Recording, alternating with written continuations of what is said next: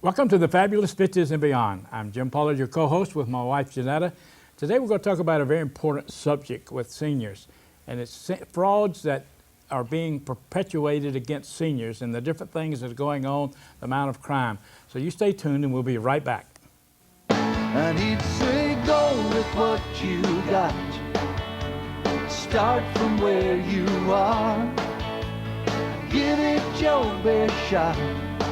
Keep reaching for that star. Get in the race, keep your own pace, keep moving and never stop. Just go, go with what you got.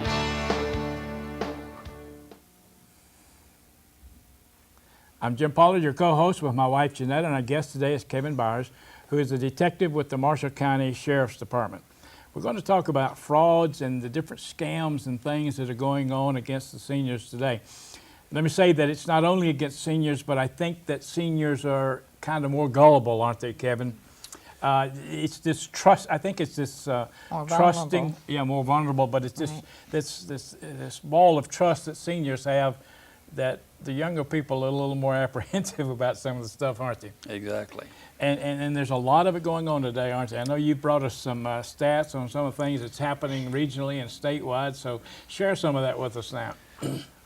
As a whole, we've got roughly around 660,000 seniors in the state of Kentucky. And 2005 statistics, we had over 9,100 reports dealing with just seniors only.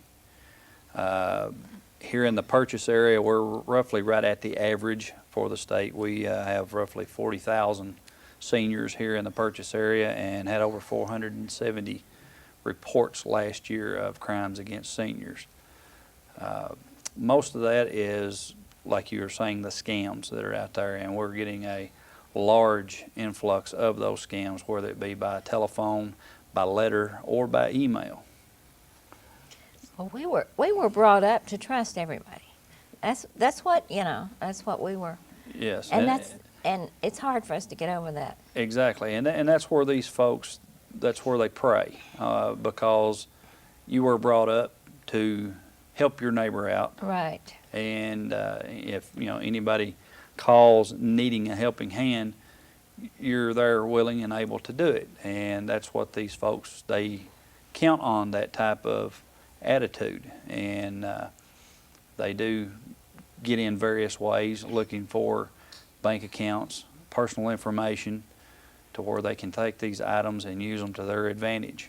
It's interesting because we've talked about this before. They'll send you something that looks like a bill or a statement. Exactly. Now, in small print somewhere, it's going to say this is not a statement, but you It's really not got a bill. or not a bill, but you really got to look for it.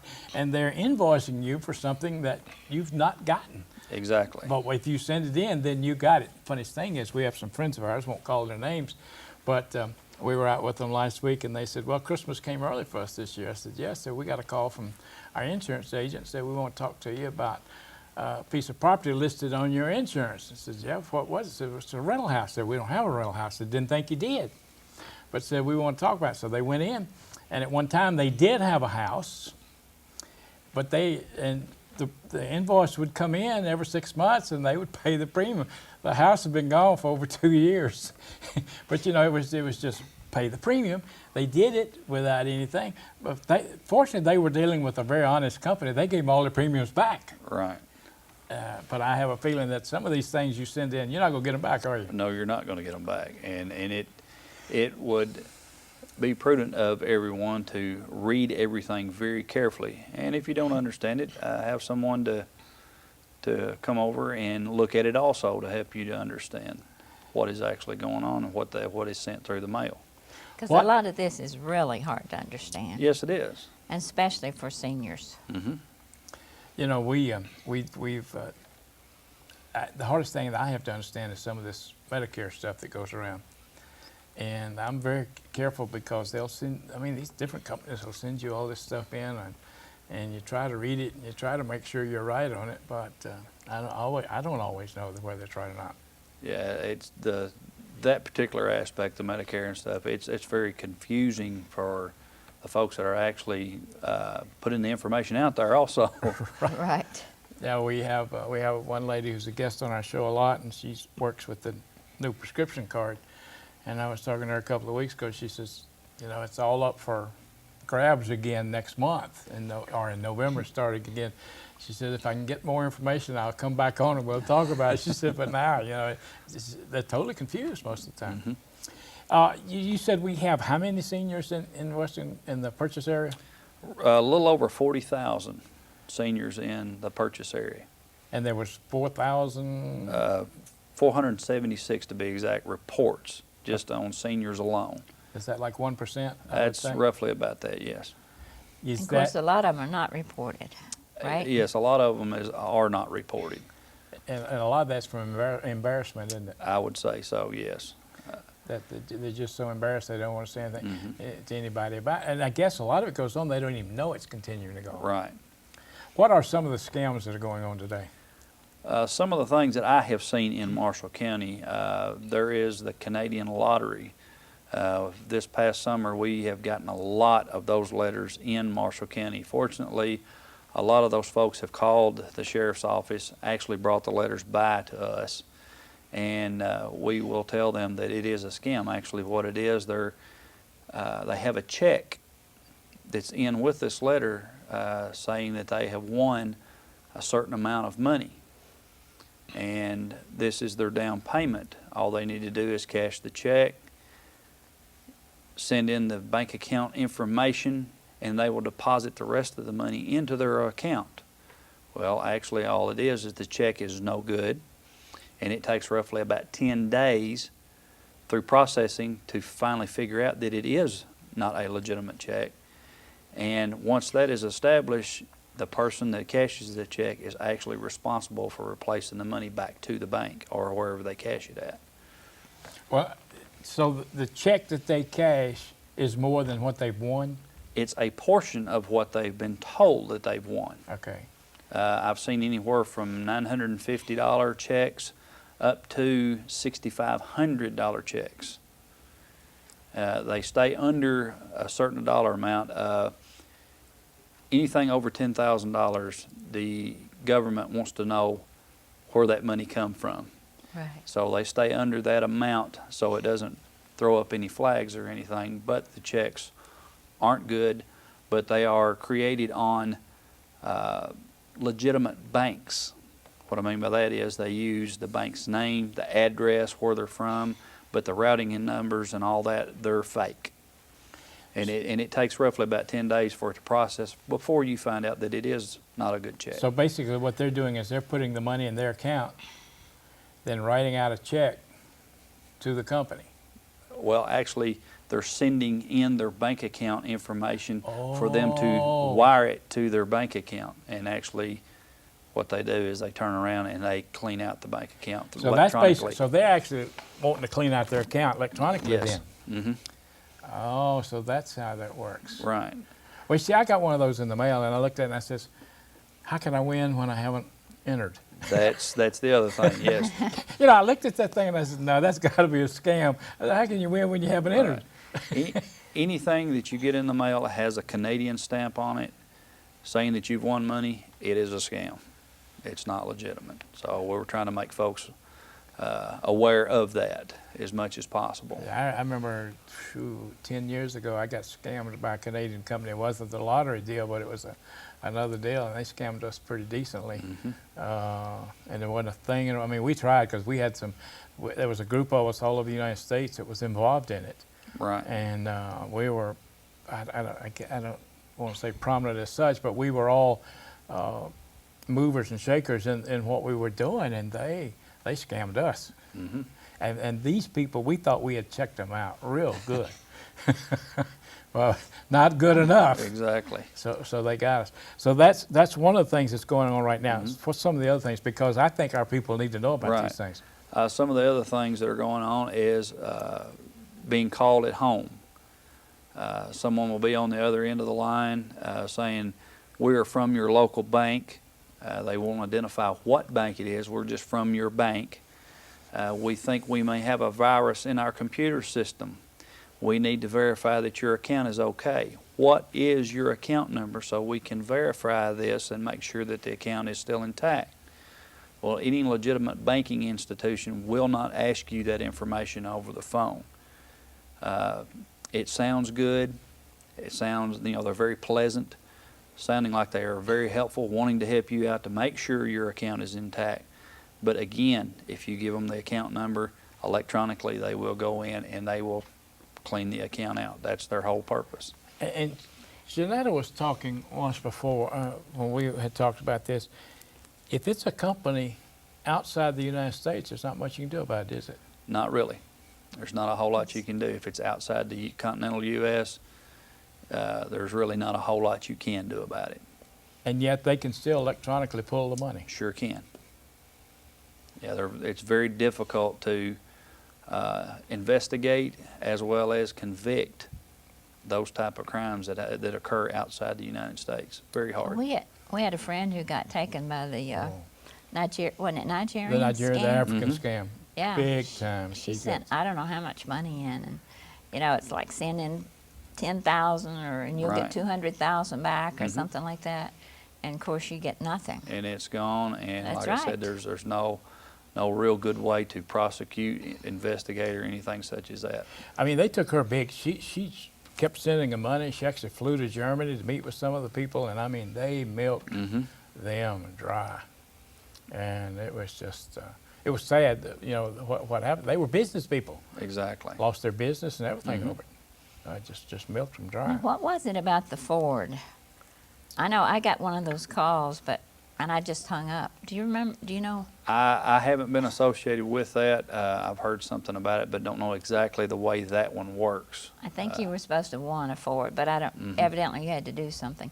But I'd heard enough about it that when they called, and I just hung up on them. Right. That's really the best way to handle those type of, whenever you get the phone calls like that. Anytime anybody is asking for personal information, bank account numbers, anything such as that, I would advise folks just to hang the phone up, because all they're wanting is something that they can use to take an advantage of you.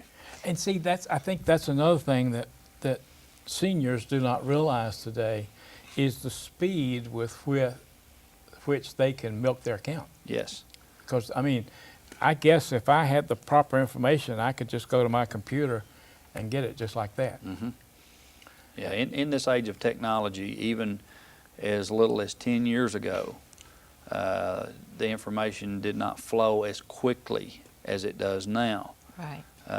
These folks can actually get in, get what information they want or whatever they're after, and get out, and you'll hardly ever find them. Well, 10 years ago, it required more verification, too. Very much so. I mean, I'm amazed to come to find out, and it may have even gone higher, but that if a check doesn't have $500 written in that thing, they don't even look at the signature. The bank doesn't. Right. Now, we have proof of that. We have proof of that. Oh, We wrote- I mean, years ago. Go ahead and tell that story. Yeah, That's an it was interesting. like a $750 check. And he goofed up, but he wrote void, void, where the signature is. They paid it. I mean, they paid it. Because we had an accountant that went ahead and sent it. And then the bank paid it. Just pretty as you please, they paid it. And so Now, but you could go back on a bank on something like that. Right. If they, if they do something like that. Yeah, if they've made a mistake, you can, like I Right. said, go back to the banking system. as long as it's local system. Yeah, if it's local banks, yeah, But they if it's will. out of the country, it's a different story. It's a whole different ballgame then. Yes, sir. Well, this is real interesting, Kevin. We're gonna come back and talk about it some more, but we're gonna take a break here now. And during the break, we want you to pay attention to the announcements that's going to be there, and we'll be back and we'll talk about some of the other frauds and scams that are going on today. So you stay tuned, and we'll be back.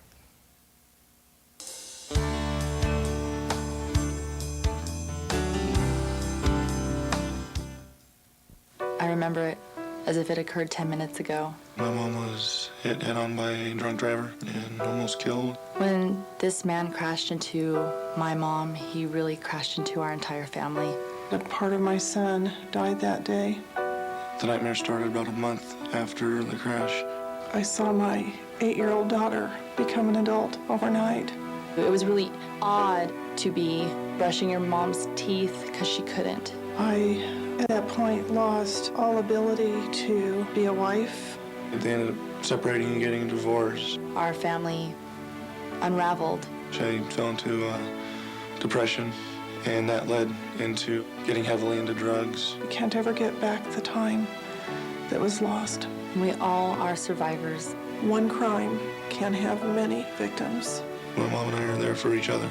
My mom is my hero.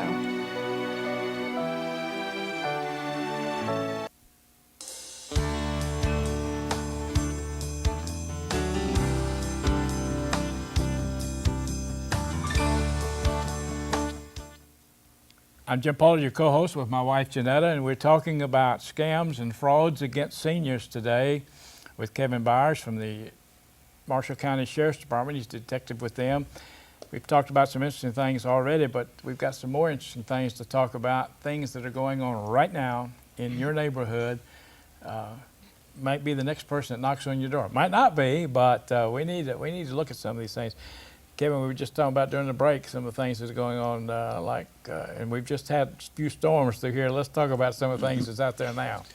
This time of the year, especially during the fall of the year, you have folks with tree trimming services, cleanups, pavers, things such as that.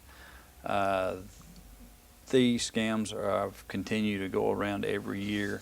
What they'll do, they'll come and knock on your door, ask if you need any kind of work done, which is trees trimmed or anything like that, and they'll ask for a down payment. And they may do a little bit of work, tell you what all they're going to do, and may work half the day or whatnot, but they're wanting a sizable down payment, and then after that they won't be back. They will not finish the work. Folks need to be very aware of that. And if you don't know if they're a legitimate service, get as much information from these folks as you can, and before you commit to them, simply call your local sheriff's office to see if they've heard of these folks. We don't mind at all you calling and checking up on these folks to see if we know them, to see if they are a legitimate business, and we'll be more than glad to help folks out in that way. And they go after roofing, paving. Yes, all anything different to do with things. home Right. repairs, anything such as that. And a lot of times, even if they do it, they don't do it as it should be done. A lot of times, no. We had an incident over the summer in Marshall County where a paving outfit out of Arkansas was coming through, and they were promoting their work as cheap as possible. Right. They were quoting a price. This is what it would normally cost. We're going to give it to you for half price. Well, after we got doing some checking, and of course myself, I haven't had any paving done and didn't know what the current rates were, so I started checking with some of the local guys that I did know, and they were still double what the local guys were charging. And they were making it appear that they were getting a heck of a deal, and they were actually charging double, and it wasn't as good a quality as the guys locally were doing. In South Florida, where we lived for 21 years, have you ever had a problem with the gypsies in this area? Not really bad. Every now and then we will have them come through. Because they're big roofers. Right. and we do have a group that call themselves the Irish Travelers that do come through every now and then too. But in Marshall County anyway, we do not have a They deal with generally them a kind great of hang much. into the big populous areas, Right. don't they? Yeah. We had some moved in right next door to us in South Florida. That was an experience. Oh, yes. I'm And- sure. There was, I don't even know how many people were living in that house, a whole bunch. I'm sure.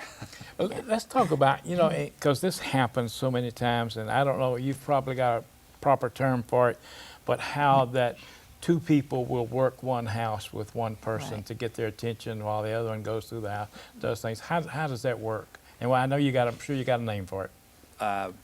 Actually, I don't really have a name for it, but yeah, it's common that two folks will be there, and like you said, one will distract the owner and lose track of where the other one is, and that other one the other person just simply goes in and helps themselves to whatever. Most of the time they are looking for personal information such as checkbooks and things like that, to where they can get account numbers and things such as that. And what's one of their most favorite things to do with a checkbook? Well, they will take several checks Out of the back out of of the the back book. of it, the center of it.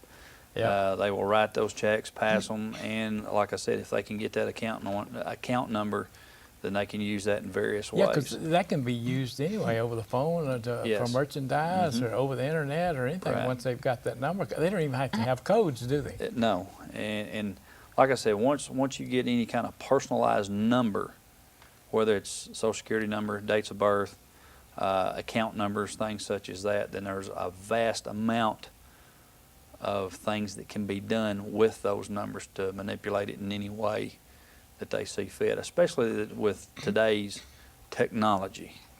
And as fast as the internet and the information superhighway, as they call it, how that works. It's very easy to gain information if you have personalized numbers. I had a cousin of mine whose house was broken into in Nashville, and that's all they took was just Right. some cash, and then, I mean, they didn't take TVs, stereos, they didn't take anything Right. except the information, and they were there for a long time. They went through everything. Right. Identity theft, I work more of that than I do anything is identity theft. And those, again, are very hard to work because there is a lot of information, and it can, go all over the United States, even out of the country, as far as how that information is used. Folks applying for credit cards in their names, things such as that. I have one particular case that I've worked on where a gentleman had purchased a mobile home, and someone had took his information off of that, and he moved away from here into another state, and his car broke down. He needed a new one, so he went to the local bank there where he was living to get a loan, and the loan officer said, "You have too much owed against you." He said, "How can I? I don't have any outstanding debt." He said, "Yes, you do." And he brought his history up, and he had over $80,000 in loans Wow. taken out in his name, and he did not take them out. And, that's hard. Isn't that hard to get straightened out? Very hard to get That's what I straightened thought. out, sure is. Because right now, we're currently looking for this individual who has done this. This case is roughly a little over 3 years old. Wow. This person has gone into hiding very well.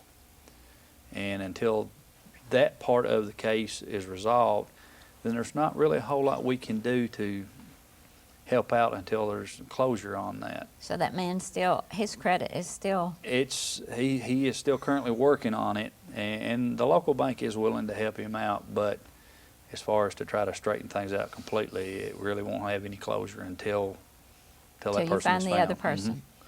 Now, so for seniors, particularly seniors that have to have someone help look after their affairs and look after them, this becomes very crucial in the protection of their information, doesn't it? Yes, it is. And a lot of times, in that respect, unfortunately, family members do abuse that. We've heard of that, yeah. And so it's really important that they even protect their own information, isn't it? Yes, Like more than one person look after it. yes.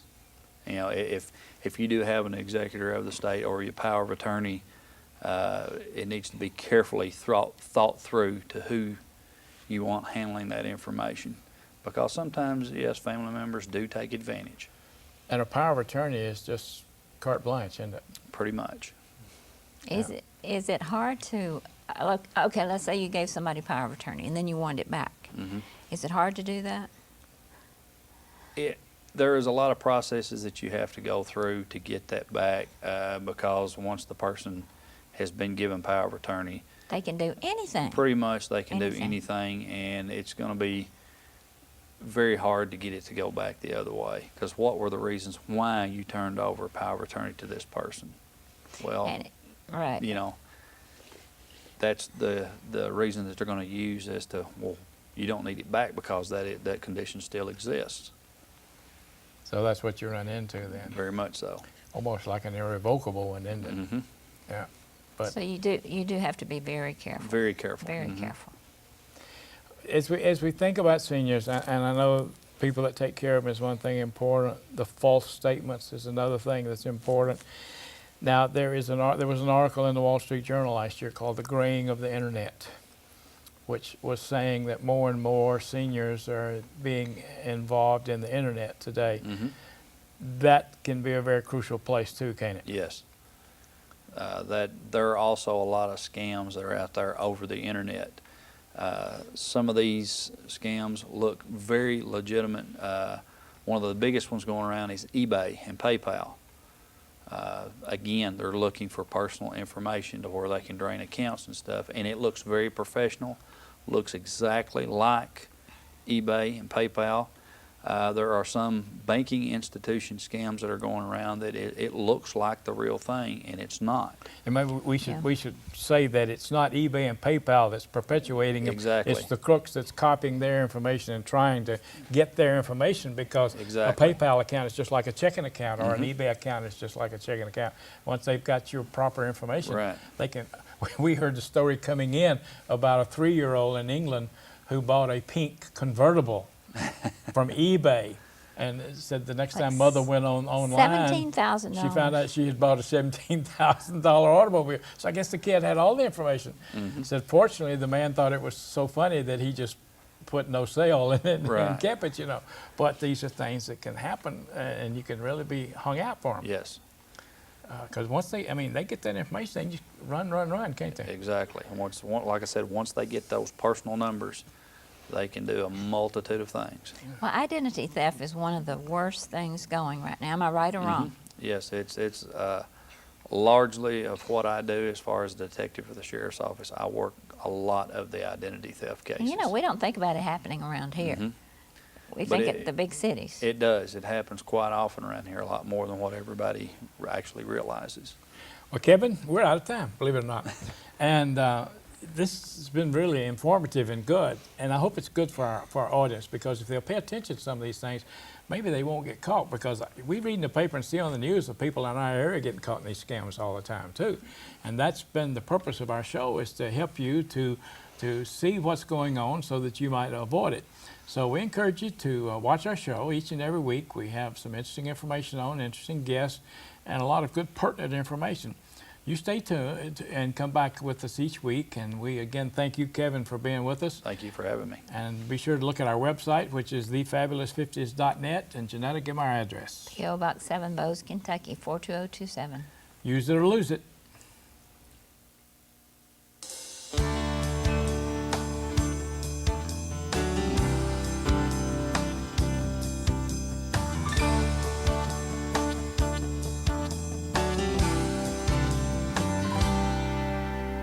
Can't see as well as I used to. Can't run as far or as fast. Sometimes I think that the old me is becoming exactly that. But when I start thinking of all I don't have,